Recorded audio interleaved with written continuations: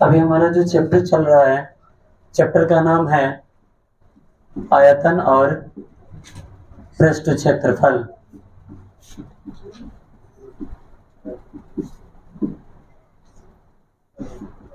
अध्याय 2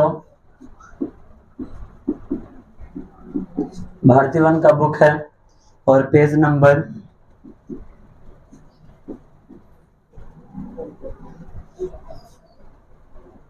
39।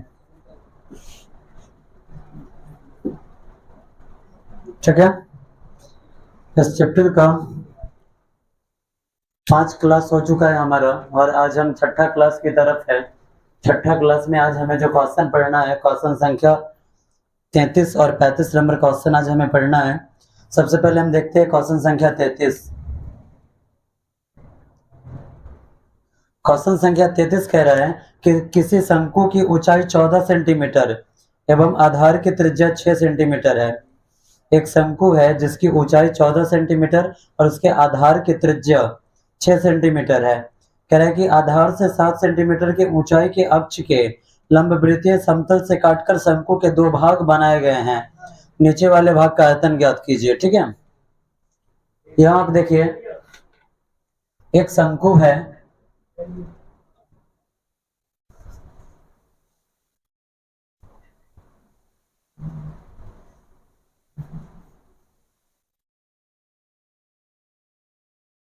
आपको हमेशा बताया जाता है कि चाहे क्वेश्चन मेंसुरेशन का हो और या फिर ऊंचाई एवं दूरी का, सबसे पहला वर्क आपको जो करना होता है, आपके अंदर ये क्षमता विकसित होनी चाहिए कि हम फिगर अपने माइंड में बना लें। कहा जा रहा है कि एक शंकु है, ठीक है, ये शंकु है, शंकु में ये होता है एच और इसे कहा जाता है आर। इसे ये तो पता है। कहा जा रहा है कि एक शंकु है, उसके आधार की त्रिज्या 6 सेंटीमीटर है। ये जो त्रिज्या आप देख रहे हैं ये 6 सेंटीमीटर है और क्वेश्चन कह रहा है कि इस शंकु की कुल ऊंचाई 14 सेंटीमीटर है। कितना है?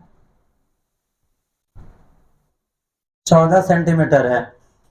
क्वेश्चन कह रहा है कि आधार से 7 सेंटीमीटर की ऊंचाई से अक्ष के लंबवृत्तीय समतल से काटकर शंकु के 2 भाग बनाए गए हैं।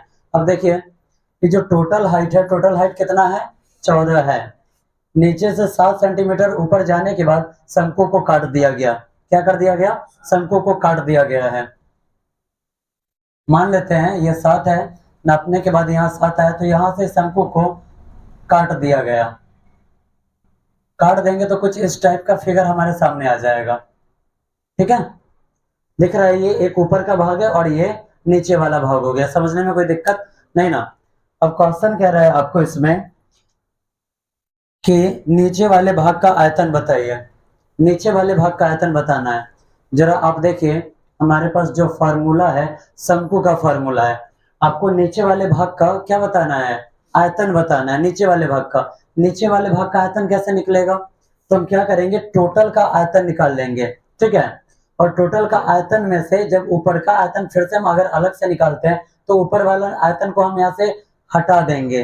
हटा देंगे मतलब घटा देंगे। जब ऊपर का को हम घटा देंगे तो खाली नीचे वाला बचेगा या नहीं बचेगा? अब जरा आप देखिए, अगर टोटल हाइट 14 है और यहाँ से बोला गया कि 7 सेंटीमीटर की ऊंचाई पर, तो ये तो 7 सेंटीमीटर हमें मिल गया। यहाँ से यहाँ तक 7 सेंटीमीटर है और ये जो शंकु है इसकी ऊंचाई अब आपको मिल गया 7 सेंटीमीटर। लेकिन ये जो छोटका शंकु है इसका आयतन कैसे निकलेगा? तो जब ऊंचाई और त्रिज्या पता हो तब तो। यहाँ पे आपको त्रिज्या पता है क्या? नहीं। तो सबसे पहले आपको ये त्रिज्या निकालना होगा। ठीक है, सबसे पहले आपको क्या करना होगा? त्रिज्या निकालना होगा। त्रिज्या निकालने के लिए आपको इस त्रिज्या को कुछ मानना पड़ेगा। मान लीजिए ये त्रिज्या आपका r है, तो इसे आप मान लीजिए r1। क्या कर देंगे? r1 मान लेंगे। तो कैसा है? तो ये दोनों शंकु आपस में समरूप है। ठीक है, जब ये दो शंकु हुआ तो ये समरूप हो गया। समरूप का मतलब क्या होता है? समान रूप का। ठीक है, समान रूप का। जब ये शंकु होगा तो दोनों का रूप कैसा होगा? समान होगा। तो जब दो शंकु हो तो दोनों शंकु में संबंध क्या हो सकता है? तो इतना आप याद रखिएगा, जब दोनों शंकु में अगर आप संबंध स्थापित करेंगे तो आपको क्या देखना पड़ेगा पता है? आपको इसका जो संबंध होगा कुछ इस टाइप से आप स्थापित कर सकते हैं कि इसका लंबाई और बट्टा में इसका लंबाई, ठीक है, ये बराबर हो जाएगा इसके त्रिज्या और बट्टा में इसके त्रिज्या का। समझने में कोई दिक्कत नहीं ना? ये शर्त आप यहाँ पे लगा सकते हैं। कैसे? तो यहाँ देखिए, इसका लंबाई बट्टा में इसका लंबाई और उसके बराबर में क्या हो जाएगा, इसका त्रिज्या के बराबर में इसका त्रिज्या। अगर आप पहले त्रिज्या लेना चाहते हैं फिर भी आप ले सकते हैं, ठीक है। अगर आप पहले ये वाला त्रिज्या ले रहे हैं तो इसका त्रिज्या बटा में इसका त्रिज्या, तो बराबर में इसका लंबाई बटा में इसका लंबाई हो जाएगा, ठीक है। समझने में कोई तकलीफ है क्या? नहीं। आगे बढ़ते हैं, चलिए हम लिखेंगे, हम यहां पर लिखेंगे शंकु में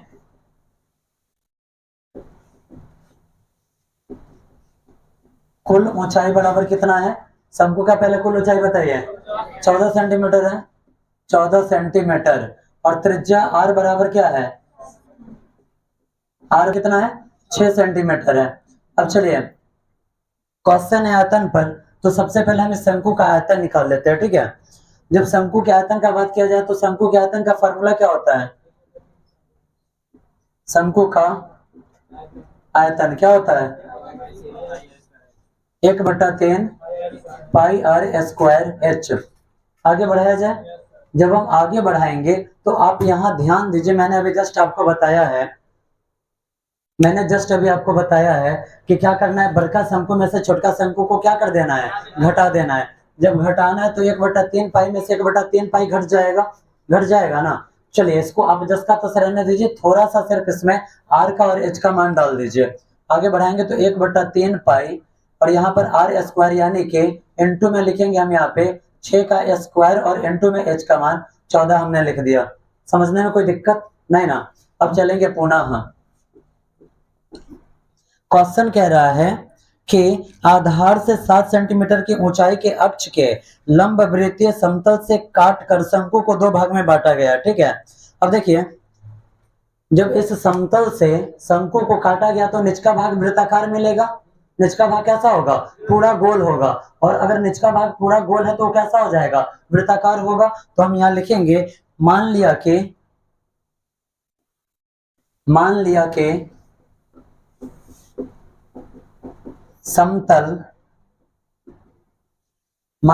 समतल काट के वृत्त के त्रिज्या क्या है? इस त्रिज्या को हमने क्या माना है? R1 माना है। क्या माना है? R1 है। R1 सेंटीमीटर तथा इसका ऊंचाई क्या है? इसका ऊंचाई जो है क्या है? 7 है, ठीक है। तथा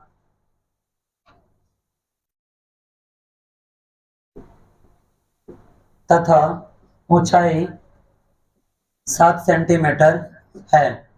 समझने में कोई दिक्कत नहीं ना? तो आगे बढ़ाएं। जब हम आगे बढ़ाएंगे तो हम यहाँ लिखेंगे क्या? अब चलिए, ये जो आप शर्त देख रहे हैं, आप जरा इस दोनों शंकु में देखिए, यहाँ एक त्रिभुज आप देख रहे हैं, ये एक त्रिभुज बना रहा है या नहीं बना रहा है? और यहाँ पर भी ये त्रिभुज बन रहा है या नहीं बन रहा है? बन रहा है ना। जब दो त्रिभुज समरूप हो, क्या हो? जब दो त्रिभुज समरूप हो तो इस यहाँ पे हम लिख सकते हैं क्या? तो इसका जो भुजाओं का अनुपात, जब दो त्रिभुज समरूप होते हैं तो उनके भुजाओं का अनुपात आपस में क्या होता है? बराबर होता है। उनके भुजाओं का अनुपात आपस में क्या हो जाएगा? बराबर हो जाएगा। इतना आपको ध्यान रखना है। जब दो त्रिभुज समरूप हो तो उनके भुजाओं के अनुपात को हम बराबर कर सकते हैं, इसलिए हम यहाँ लिखेंगे। चलिए कुछ नाम भी हम लिख देते हैं। हम यहाँ लिखते हैं A B C P Q, इतना ही रहने देते हैं, ठीक है। हम यहाँ लिखेंगे अब त्रिभुज। यहाँ पर दो त्रिभुज बना हुआ है, कौन कौन सा? त्रिभुज ABC। कौन सा त्रिभुज है? तो त्रिभुज ABC है। त्रिभुज ABC क्या है? त्रिभुज ABC समरूप है। लिखेंगे त्रिभुज ABC तथा त्रिभुज, ऊपर का त्रिभुज का नाम क्या है? त्रिभुज APQ क्या है? समरूप है। समरूप है ना। इसलिए हमें पता है कि जब दो त्रिभुज अगर समरूप हो तो इनकी जो भुजाएं होती है, इनका जो भुजाएं लिया जाता है, तो अगर इनके भुजाओं के अनुपात हम निकाले तो इनके भुजाओं का अनुपात आपस में क्या हो सकता है? बराबर हो सकता है। इसलिए हम क्या लिखेंगे? इसलिए हम लिखेंगे यहाँ पे लंब के बट्टा में लंब, ठीक है, लंब के बट्टा में लंब और बराबर में आधार के बट्टा में आधार हम लिख सकते हैं। चलिए यहाँ पे लंब क्या है 14 है, तो लिखेंगे 14 और बट्टा में उसका लंब क्या है 7 है के बराबर में। अब इसका त्रिज्या क्या है 6 है और उसका त्रिज्या क्या है r1 है। जब बराबर के दोनों तरफ संख्यात्मक मानो तो क्या करना चाहिए कैचिया गुना करना चाहिए। आगे बढ़ाएंगे कैचिया गुना कीजिए, r1 से 14 में गुना होगा तो 14 r1 के बराबर में 7 छक्का 42, तो r1 का मान क्या आया 42 बट्टा 14, तो 14 या 42 कट गया, यानी कि यहाँ पे r1 बराबर क्या आ गया 3 आ गया। क्वेश्चन किस चीज में है सेंटीमीटर में, तो सेंटीमीटर लिख दिया गया। अब आप यहाँ देखिए इसकी जो लंबाई है ये हमें पता है, r1 का मान हमें 3 पता चल गया, तो क्या अब इसका आयतन हम निकाल सकते हैं या नहीं निकाल सकते हैं, निकाल सकते हैं। अब हम लिखेंगे, जब इसे हम आगे बढ़ाएंगे तब अब हमें क्या लिखना है, तो अब हमें इस छोटका शंकु का आयतन निकालना है। अब यहाँ पर हम लिखेंगे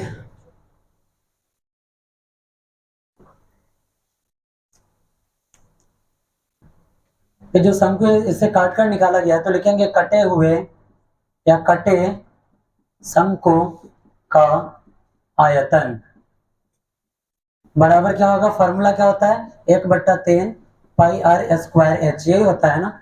जब आगे बढ़ाएंगे तो 1/3 पाई को रहने देंगे पाई और गुने r स्क्वायर, r का मान क्या है 3 है, तो 3 का स्क्वायर और h का मान क्या है 7 है ना। समझने में कोई दिक्कत। एक आयतन आपको यहाँ मिला पड़ा है और दूसरा आयतन यहाँ, आपको कह रहा है कि बचे हुए भाग का आयतन निकालिए, तो अब हम यहाँ लिखेंगे शेष भाग का आयतन।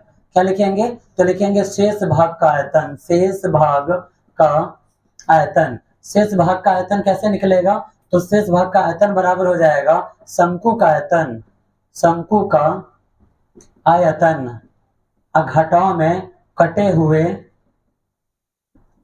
हुए शंकु का आयतन। समझने में कुछ दिक्कत नहीं ना। शंकु का आयतन क्या निकला हुआ है 1/3 पाई गुने 6 का स्क्वायर और गुने 14 है, और यहाँ से घटाना है कटे हुए शंकु का आयतन। कटे हुए शंकु का आयतन क्या निकला हुआ है, तो 1/3 पाई गुने 3 का स्क्वायर और गुने 7, यही है ना। जब आगे बढ़ाएंगे तो इस दोनों में कॉमन क्या आ जाएगा 1/3 पाई कॉमन आ गया, इधर जाएंगे तो 6 का स्क्वायर 36 गुणे 14 और माइनस यहाँ पर 3 का स्क्वायर 3 9 गुणे 7, 36 में 14 से गुणा कीजिए क्या रहा है। जब आप 36 में 14 से गुणा करेंगे तो क्या मिलेगा, 36 में 14 से गुणा होगा तो 504 मिलेगा। क्या मिलेगा 504। 1/3 का 1/3 पाई का मान क्या होता है 22/7। आगे बढ़ाएंगे 36 गुणे 14 का मान हो जाता है 504 और माइनस में 9 सत्ते क्या आएगा 63 आया।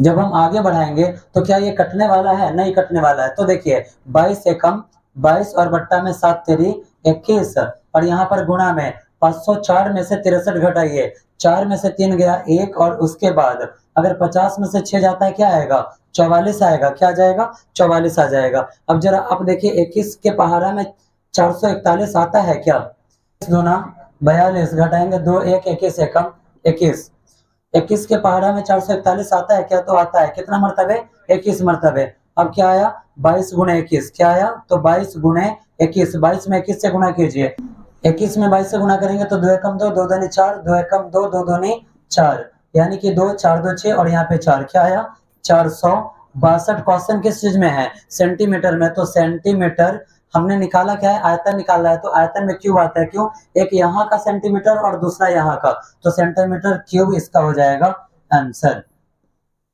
एक बार और इस क्वेश्चन को समझ लीजिए। क्वेश्चन कह रहा है कि एक शंकु है, ठीक है, एक शंकु है जिसकी टोटल लंबाई 14 सेंटीमीटर है और इसका जो आधार का त्रिज्या है 6 सेंटीमीटर है। नीचे से 7 सेंटीमीटर ऊपर जाकर इस शंकु को काट दिया गया, ठीक है, काट कर हटा दिया गया। तो कह रहा है कि जो नीचे वाले भाग है उसका आयतन बताइए। नीचे वाले भाग का आयतन हम कैसे बता पाएंगे, तो इसको ये जो नीचे वाला भाग है इसका आयतन निकालने के लिए हमें टोटल का आयतन निकालना होगा। टोटल के आयतन में से ऊपर का आयतन अगर हम घटा देते हैं तो निचका का आयतन निकल जाएगा। अब ऊपर का आयतन निकालने के लिए हमें त्रिज्या चाहिए जो कि हमारे पास नहीं है, चलिए सबसे पहले हमारे पास बरका शंकु है जिसकी कुल ऊंचाई और उसका त्रिज्या दिया गया है। तो सबसे पहले हम इसका आयतन निकाल लेते हैं। वही हमने लिखा है शंकु में कुल ऊंचाई बराबर 14 सेंटीमीटर और त्रिज्या r बराबर 6 सेंटीमीटर लिखा गया है। अब हमने लिखा शंकु का आयतन के बराबर में 1/3 पाई r स्क्वायर h। हमने यहाँ पे 1/3 पाई को जस का तस रहने दिया क्योंकि जस्ट अभी मैंने बताया है कि टोटल में से इसको घटाना है। जब हम घटाएंगे तो आगे जाकर ये घटेगा, कॉमन में आ जाएगा। ठीक है, तो 1/3 का 1/3 पाई का पाई r स्क्वायर, r का वैल्यू 6 का स्क्वायर गुणे h का वैल्यू क्या है 14, तो वो लिख लिया गया। अब हमने लिखा मान लिया कि समतल काट क्या, तो जहां समतल से इसको काट कर हटाया गया है वहां पर जो वृत्त है इसका जो नीचे वाला भाग है पूरा गोलाकार है। तो जो पूरा गोलाकार भाग होता है उसे हम कौन सा भाग कहते हैं, वृत्ताकार भाग कहते हैं। तो वही वृत्त की त्रिज्या हमने क्या माना है, तो इसके त्रिज्या को हमने r1 सेंटीमीटर मान लिया है। r1 सेंटीमीटर तथा ऊंचाई क्या है, आपको पता है कि जब टोटल 14 है, नीचे 7 नापा गया तो ऊपर भी क्या बचेगा, 7 ही बचेगा। इसलिए हमने यहाँ पे लिखा है क्या, 7 सेंटीमीटर है। अब लिखेंगे यहाँ पे, अब जरा आप देखिए ये यहाँ पे जो दो शंकु है, इस दोनों शंकु में जरा इस भुजा को देखिए, तो ये आपको समकोण त्रिभुज बनता हुआ नजर आता है ना। एक ये छोटा वाला त्रिभुज जो कि कुछ देर पहले मैंने बनाकर दिखाया था, और एक बड़ा वाला त्रिभुज। जब दो त्रिभुज समरूप हो तो उसके भुजाओं का अनुपात आपस में क्या होता है, बराबर होता है। उसके भुजाओं का अनुपात आपस में बराबर होता है, यानी कि आप लिख सकते हैं एगो का लंब बटा में दूसरका का लंब के बराबर में पहिलका का त्रिज्या बटा में दूसरका का त्रिज्या। शर्त यहीं पे खत्म नहीं होता है। अगर आपको त्रिज्या नहीं चाहिए, कर्ण चाहिए, तो आप कर्ण के बराबर में भी त्रिज्या कर सकते हैं। ठीक है, कर्ण के बराबर में भी आप लंब कर सकते हैं। ठीक है, क्योंकि आपको बताया गया है कि जब दो त्रिभुज समरूप हो तो उनके संगत भुजाओं का अनुपात आपस में क्या हो सकता है, बराबर हो सकता है। आगे बढ़ते हैं, वही हमने लिखा है बड़का त्रिभुज का लंबाई बटा में छोटका त्रिभुज का लंबाई के बराबर में बड़का त्रिभुज की त्रिज्या और बटा में छोटका त्रिभुज की त्रिज्या। जब हम आगे बढ़ेंगे, त्रिज्या तो नहीं है लेकिन हम शंकु पढ़ रहे हैं इसलिए इसे त्रिज्या कहा जा रहा है। खैर जब त्रिभुज कहेंगे तो वो उसकी भुजा हो जाएगी, लेकिन अभी हमें शंकु पढ़ना है इसलिए समझने में सहूलियत हो। मैटर ये नहीं करता कि बोला क्या जा रहा है, मैटर ये रखता है कि किस भाषा में आप इसे जल्दी समझ पाते हैं। ठीक है, आगे बढ़ाते हैं। जरा आप देखिए, जब बराबर के दोनों तरफ संख्यात्मक मानो तो क्या करना होता है, कैचिया गुना करना होता है। अब हम यहाँ पे कैचिया गुना करेंगे। 14 से r1 में गुना हुआ 14 r1 के बराबर में 7 छक्का 42, तो r1 बराबर 42। 14 r1 के साथ गुना में इधर आया तो भाग में 14 या 42 कट गया। r1 का वैल्यू क्या निकला, 3 निकला। अब r1 का वैल्यू जब 3 आ गया तो छोटका शंकु में r1 हमें मिल चुका है और इसकी ऊंचाई हमें पता है। वही हम लिखेंगे कटे हुए शंकु का आयतन। शंकु के आयतन का फॉर्मूला 1/3 पाई r स्क्वायर h होता है। 1/3 का 1/3 पाई का पाई, r का वैल्यू 3 आया तो 3 का स्क्वायर गुणे h का वैल्यू क्या है, 7 है। तो अब हम लिखेंगे शेष भाग का आयतन। शेष भाग का जब आयतन निकालना तो कैसे निकालेंगे, तो पूरा बड़का शंकु का आयतन और घटाओ में छोटका को हटा देंगे। जब पूरा ये आप देख रहे हैं, पूरा में से अगर हम छोटका को घटा दिए तो ये वाला भाग बच गया या नहीं बच गया, बच गया ये, यानी कि टोटल में से छोटका को हटा देना है मतलब घटा देना है। वही घटा दिया गया छोटका को। बड़का का आयतन आप यहाँ देख रहे हैं, यहाँ पे लिखा गया घटाओ, छोटका का आयतन आप यहाँ पे देख रहे हैं लिखा गया। इस दोनों में कॉमन क्या है, 1/3 पाई यहाँ पे कॉमन था जो कि हमने ले लिया। अब 6 का स्क्वायर 36 गुणे 14 का स्क्वायर, सॉरी 14 का 14 गुना में लिख दिया गया। माइनस का माइनस 1/3 पाई यहाँ से कॉमन में कट गया, बचा क्या 3 का स्क्वायर 9 और 7 का 7 गुना में। आगे बढ़ते तो 1/3 पाई का मान 22/7, 36 में 14 से गुना होगा 504 आ जाएगा, माइनस 9 7 63। जब आगे बढ़ाएंगे तो 22 से कम 22 7 3 21 और 504 में से जब 63 घटाया जाएगा तो 441 आया। 21 से 441 में अगर हम भाग देते हैं तो 21 से 441 21 मरतबे कट जाता है, और 21 से जब 22 में गुणा होगा तब हमारा आंसर 462 सेंटीमीटर क्यूब क्यों है, तो आयतन में क्या होता है, क्यूब होता है। क्यों, स्क्वायर यहाँ का और 1 सेंटीमीटर यहाँ का। ठीक है, 1 सेंटीमीटर यहाँ का, 2 यहाँ, जब गुना होगा तो सेंटीमीटर का क्यूब लग जाएगा। समझने में कुछ कठिनाई है क्या, क्लियर है सबका, आगे बढ़ा जाए।